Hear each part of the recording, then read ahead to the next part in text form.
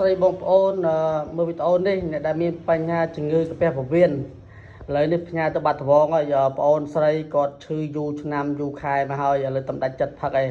ហើយសារប្រហែលជាគាត់ព្យាបាលថ្នាំអីផ្សេងអត់ជាអញ្ចឹងណាឥឡូវគាត់ដាច់ចិត្តផឹកថ្នាំសប្បារានសញ្ញាក្តានមាសរបស់ខ្ញុំនៅខេត្តនៅឃុំមានសពច័ន្ទស្រុកពីរាំងខេត្តព្រៃវែងអញ្ចឹងសុទ្ធនេះព្យាបាលជំងឺបញ្ហារោគកាពះពោះវៀនអ្នកដែលមានបញ្ហាដេកអត់សូវលក់បែរសូវបានអាសាឈឺក្បាលចុកច្អល់រំពោះកាពះចុករោយបត់ឲ្យផុតដៅកាហាយទ្រូងឈឺដៅកាហាយកាពះបត់ជើងមកពិបាកហើយដេកមិនសូវលក់ហូបទៅចុកច្អល់អាសារារុះអាសា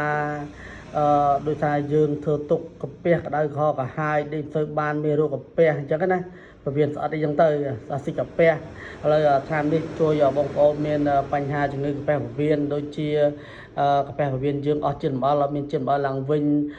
បាត់រលាកបាត់ក្តៅបាត់កាហាយបាត់ចុកច្អល់កាពះពោះវៀនយើងរោគសញ្ញាវាហើយឆ្នាំក្របនេះសម្រាប់មានរោគកាពះពោះវៀនអានេះសម្រាប់មានរោគកាពះពោះវៀនអ្នកដែលក្តៅភឺល្ងាអត់បាត់ហើយដែលដោយសារយើងក្តៅឈូសកាពះយើងអានេះឆ្នាំនេះគឺសម្រាប់មានរោគត្រជាក់ខ្លួនល្អគឺផ្សះក្នុងឆ្នាំក្របលេបមួយថ្ងៃ3ដងរង3គ្រាប់ហើយអាសុទ្ធនេះធ្វើផ្សំពីទឹកឈើសុទ្ធ 100% ហើយគឺល្វីងខ្លាំង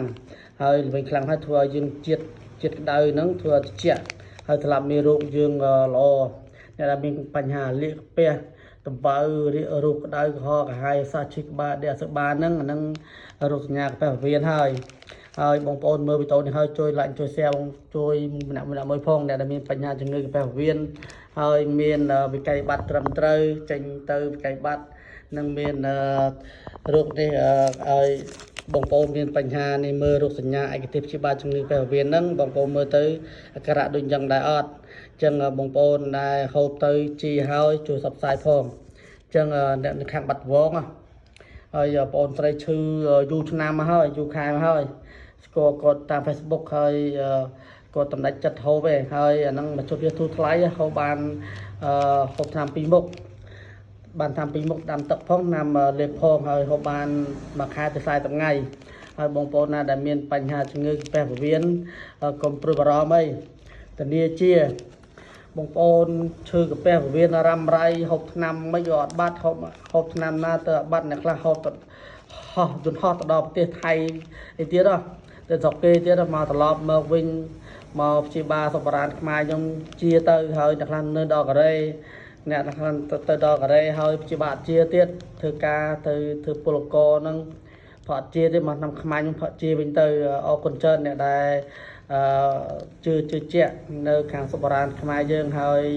នៅកម្មកកូរ៉េដូចជាកម្មករោងចក្រអីផកជាដែរអ្នកខ្លះផកទៅបាត់ជាតិស្ករលើជាតិស្ករទៀតក៏បាត់ដែរព្រោះអានេះតាមលំជាតិល្វិញនេះ